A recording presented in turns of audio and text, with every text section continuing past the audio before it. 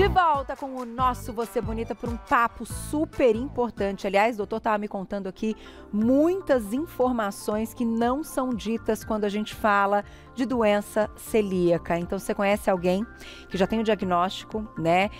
Pode chamar para assistir, porque vai ser uma pauta bem interessante. Vou apresentar para vocês quem está com a gente. Ele que é cirurgião, Dr. Gustavo Matos, né? E também tem aí especialização em nutrologia. Bem-vindo. Prazer te receber, viu? Prazer é meu, Carol. Doutor, é legal que assim, a gente tem um VT de abertura até para comunicar ao público aí essa questão dos números, mas já conto para vocês que o doutor é celíaco há muitos anos e que isso faz toda a diferença no nosso papo, né? Porque eu acredito que você, ao longo desse tempo de estudos também, foi linkando com os seus momentos, né, individuais, então isso vai acrescentar bastante, né? É, exatamente. Quando a gente vivencia na pele, né, é diferente, né? Você consegue se pôr também no lugar do paciente e poder compartilhar as suas experiências, como conviver com a doença, porque não é, a gente vai falar mais, né, mas não é apenas comer o sem glúten, tem todo um cuidado que a gente tem que ter na alimentação do celíaco para evitar o que a gente chama de contaminação. Então, tem todos esses pormenores e vivenciar é sempre uma experiência diferente e você poder passar isso para o paciente ter essa confiança, é uma coisa muito interessante. Eu acho, acrescenta muito. Então, para vocês terem uma ideia, a gente preparou esse VT de abertura. Olha lá. Maio é o mês de conscientização sobre a doença celíaca, doença que afeta 78 milhões de pessoas no mundo. No Brasil, ainda que os números não sejam precisos, a Federação Nacional de Associações de Celíacos estima que 2 milhões de pessoas tenham a doença. A cada 400 brasileiros, um é celíaco. Um dado agravante é que apenas 1 em cada 8 pessoas consegue o diagnóstico correto, pois a condição acaba por se camuflar atrás dos sintomas de outras doenças. A doença pode ser assintomática em cerca de 40% dos celíacos no mundo. A doença celíaca não tem cura, mas o tratamento pode ajudar. Uma dieta rigorosa, sem glúten, controla os sintomas e promove a cicatrização intestinal.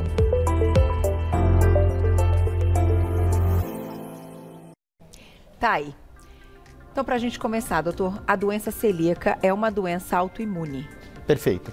Então, a doença celíaca, ela é uma doença autoimune, onde o glúten, que é essa proteína presente principalmente no trigo, serve como um gatilho imunológico. Então, a pessoa vai ingerir essa proteína, presente no trigo, no centeio, na aveia, na cevada, e isso vai formar um gatilho imunológico que vai levar a alterações no intestino, levando a lesão da vilosidade intestinal, causando inabsorção de vários nutrientes, podendo causar com diarreia e os distúrbios clássicos da doença celíaca. Mas nem todo mundo precisa ter as manifestações que a gente chama de intestinal, mas o gatilho imunológico está lá agredindo o intestino. Acontecendo. Então é como se o corpo começasse a agredir o intestino. Esse glúten também não é absorvido, não é metabolizado, ele fica ali, né, como se fosse realmente um agressor. Isso. E independente dos sintomas ou não, aquilo está acontecendo. Exatamente, por isso que até o vídeo foi muito elucidativo, porque falou 40% dos celíacos não tem manifestações clássicas ou tem poucas manifestações que a gente chama de oligossintomático. Então a pessoa vai ingerir, vai fabricar esse anticorpo e o organismo vai acabar não reconhecendo o que é seu mesmo. E esses autoanticorpos começam a destruir essa parte da parede intestinal, fazendo com que tenha todas as manifestações inflamatórias, déficit de absorção de nutrientes e todas as manifestações da doença celíaca. Então, até para a gente ilustrar, vamos entender o que acontece lá no intestino e já já a gente vai falar de alguns sintomas possíveis. Então, vamos começar com esse, né? Então, diarreia crônica, inapetência, déficit de crescimento, deficiência múltiplas, então, de vitaminas, principalmente A, D, E, K, deficiência de ferro, deficiência de cálcio, então levando a uma osteoporose, deficiência de ácido fólico e até anemia.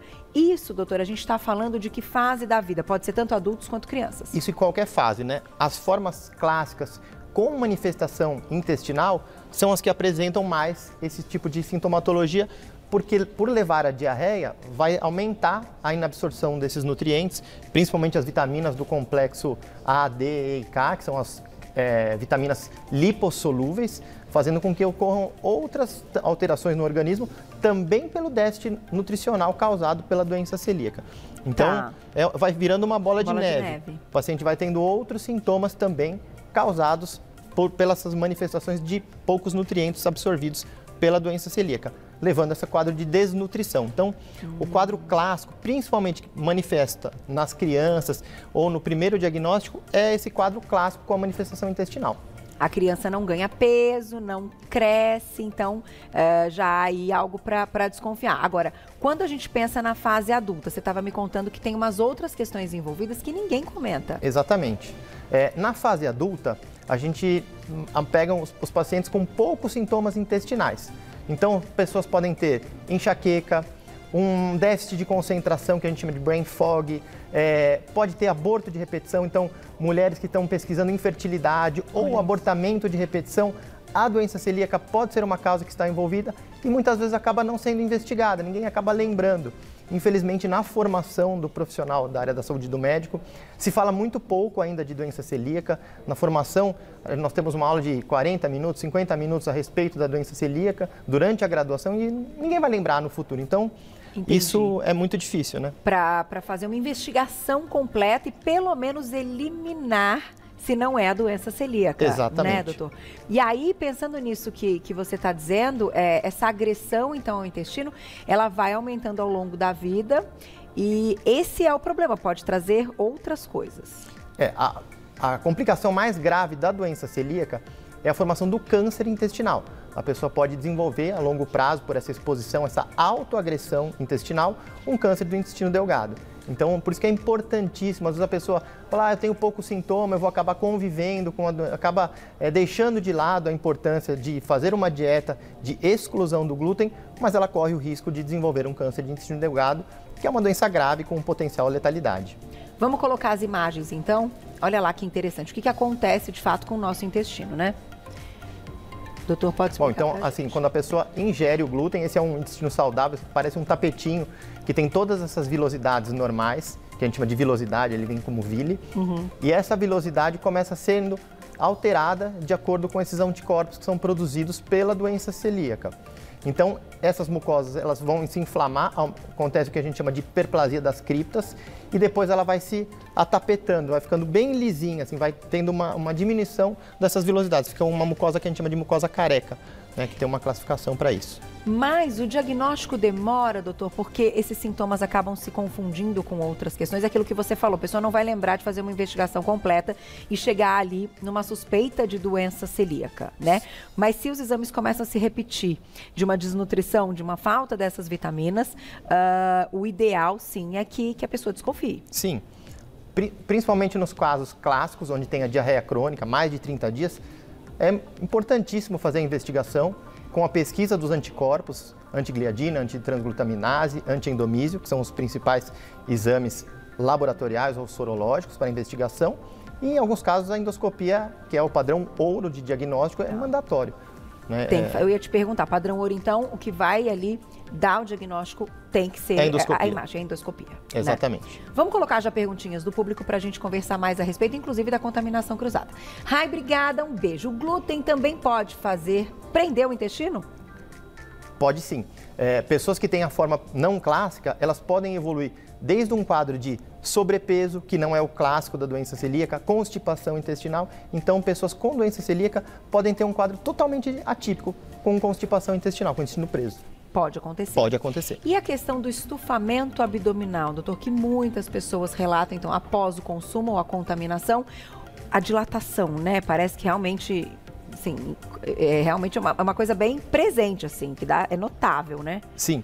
Então, desde as pessoas celíacas, que são essas que a gente mostrou no vídeo, que tem essa alteração na mucosa intestinal, existem pessoas que têm o que a gente chama de sensibilidade ao glúten não celíaca, que não tem essa alteração na mucosa, e todas essas podem apresentar esses mesmos sintomas, por inflamação, com distensão, formação de gases e um desconforto muito importante durante a ingestão do glúten. Então, tanto para quem tem a doença celíaca ou uma sensibilidade, podem também ter alguns desses sintomas. Exatamente.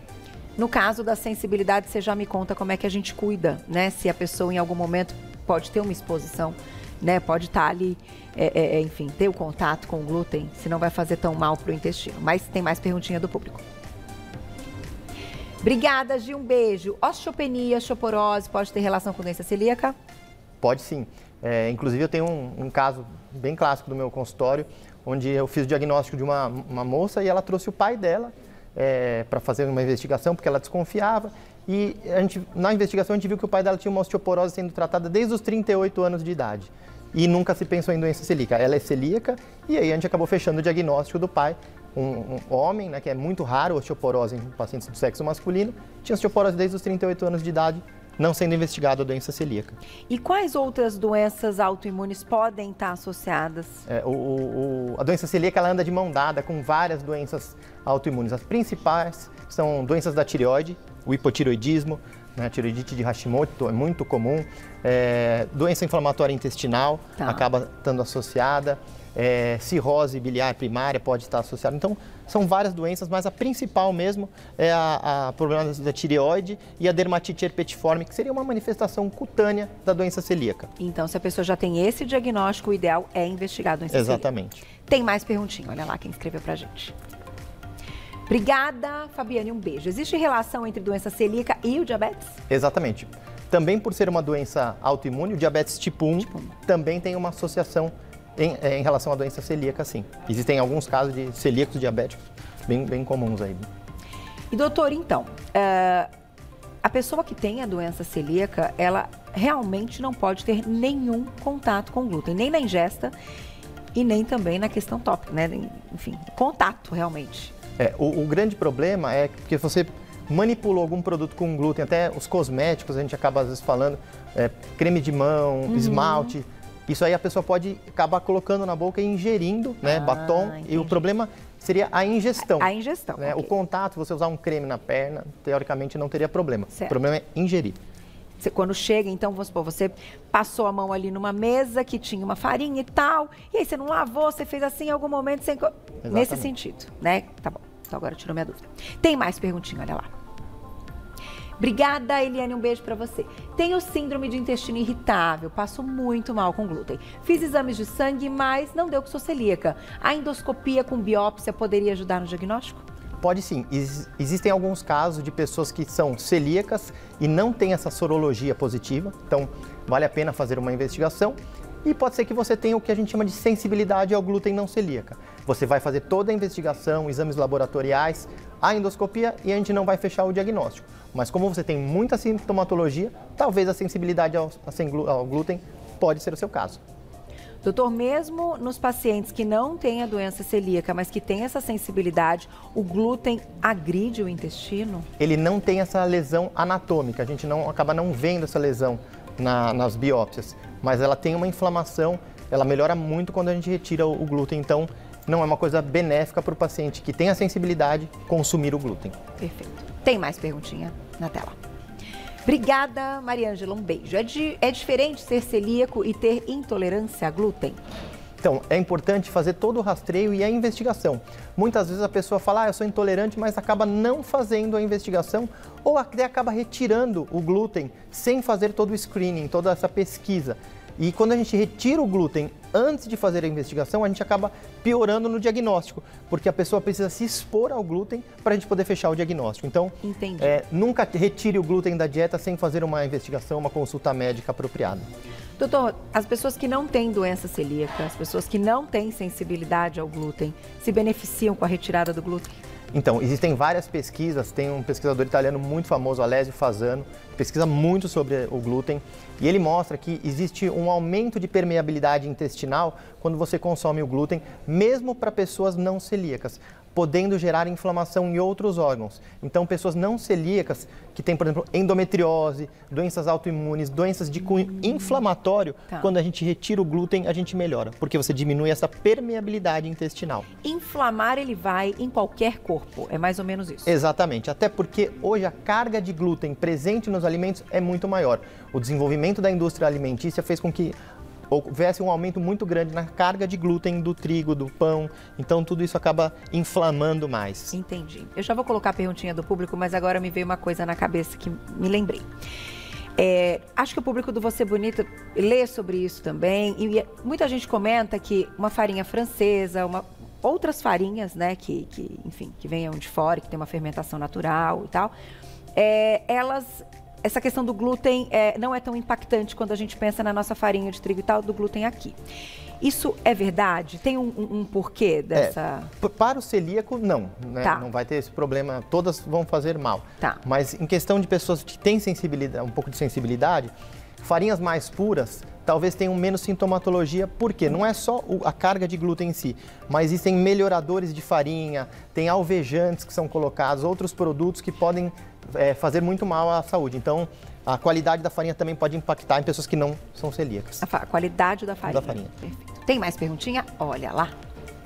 Obrigada, André. Um beijo. Qual o especialista que a pessoa, então, deve ir para saber se ela tem a doença celíaca? Bom, os principais médicos que cuidam dessa área são os nutrólogos, os gastroenterologistas que acabam fazendo esse rastreio, investigando, mas um bom clínico que saiba manejar está totalmente capacitado a investigar e fazer o rastreio, sem dúvida nenhuma.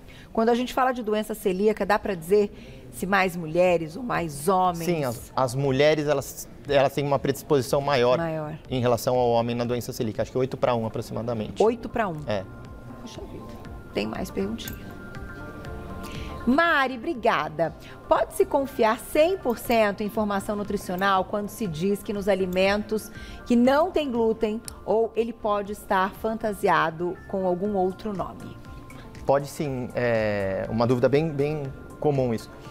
Muitas vezes a própria empresa não coloca a qualidade de onde vem o produto, do insumo.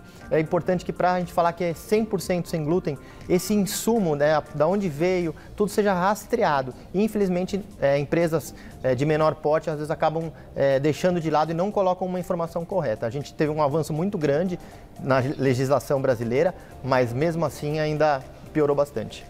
Doutor, vamos fechar falando da questão da contaminação cruzada, que é algo extremamente importante. Eu até comentei com o doutor durante o intervalo, puxa vida, doutor, como você faz, né, para sair, para ir para os restaurantes, né? E é legal a gente falar sobre isso para as pessoas que estão em casa entenderem que há qualidade de vida depois do diagnóstico, né? Então pode contar aí. Exatamente. Para todo mundo. Nos grandes centros hoje, São Paulo, Curitiba, temos vários restaurantes, padarias que acabam tendo todo esse cuidado na contaminação cruzada, com cozinha exclusiva para o celíaco. Então, a gente ainda consegue. Mas cidades menores, no interior, a gente acaba tendo muita dificuldade, acaba tendo que levar o seu produto, o seu pão. É difícil mesmo esse cuidado com a contaminação cruzada. Hotelarias, às vezes, eles fazem o pão na mesma cozinha que é feito um pão com glúten. Então a gente sabe que forno, batedeira, tudo isso acaba contaminando. A gente tem um aparelhinho que a gente testa e vê a presença do glúten no alimento. Então já viajei para vários lugares, levei e testei vários produtos que eles rotulavam como sem glúten, mas a gente sabe que por compartilhar a mesma cozinha acaba contaminando. Então, infelizmente ainda tem um despreparo por até nutricionistas, chefes que cuidam dessa parte de nutrição, de hotelaria, de restaurante, em saber. Ela não é só tirar o glúten, tem que tomar todo esse cuidado, né? Muitas vezes não tem uma higienização completa no utensílio que foi utilizado e só de encostar num produto que naturalmente era sem glúten, ele vai se contaminar e vai passar a ter glúten. Isso acaba sendo sério, como você comentou, né? Então eu acho que tem que ter uma responsabilidade desses estabelecimentos, né? De quem trabalha com isso e quer aumentar cada vez mais também, pensando na sua clientela, mas também, né, oferecendo algo para a pessoa sair dali super feliz, né? Que conseguiu frequentar um lugar, então, que todo mundo vai comer outras coisas, mas que você também pode ir. Exatamente. Né, doutor? Eu acho que isso é um pensamento, eu acho que vocês com a comunidade aí que tem a doença celíaca estão buscando e a gente está aqui com o espaço aberto sempre para garantir também que a informação chegue para que isso aumente. Muitas vezes nem é por maldade, é por falta de conhecimento Sem mesmo, dúvida. né? As pessoas não têm essa ideia de que qualquer coisinha pode contaminar e levar um dano tecidual para o intestino do celíaco. Tá aí, gente, super entrevista, muito obrigada. Obrigado, tá? Daqui a pouquinho tem uma receita maravilhosa de Paulinha Martins, olha lá, olha esse pão, gente, fala pra mim se parece que não tem glúten, todo assim, todo perfeito, a Paulinha é assim, ela é eu digo, referência na área de panificação, né, desse setor mesmo, com tudo sem glúten. A estrutura é mantida, a forma de apresentação é mantida, então você não fala que não é um pão, né, que tenha glúten, enfim, que não seja adaptado. E ela ainda pensa no equilíbrio da receita, na questão ali de melhores farinhas, diminuir um pouco do índice glicêmico e ainda assim conter o melhor produto. Então, assim, daqui a pouquinho não dá para perder essa super receita, embora a Paulinha não seja celíaca, ela sempre fala, ela tem uma história aí também de vida e há muitos anos trabalha com tudo isso, né, para ensinar as pessoas e também para garantir a própria alimentação dela, nesse caso do glúten. E eu acho que todo mundo, quando exagera um pouquinho no glúten, sente alguma coisa, viu, doutor? Eu acho que é só reparar. É verdade. Não é verdade? Um dia seguinte com uma dorzinha, sabe, uma coisinha, né, não sei, eu reparo bem e eu acho que fica aqui o recado para todo mundo. Vou deixar o seu contato, então, para quem quiser entrar em contato com o doutor, saber mais, é o @doutorabreviado.gustavomatos, o Matos com 2 T's. Então, @doutorabreviado.gustavomatos. Quem quiser também entrar em contato pelo WhatsApp da clínica, 998331555, 998331555. Obrigado, doutor. Parabéns pelo trabalho, viu? Obrigado. Até a próxima, muito bom.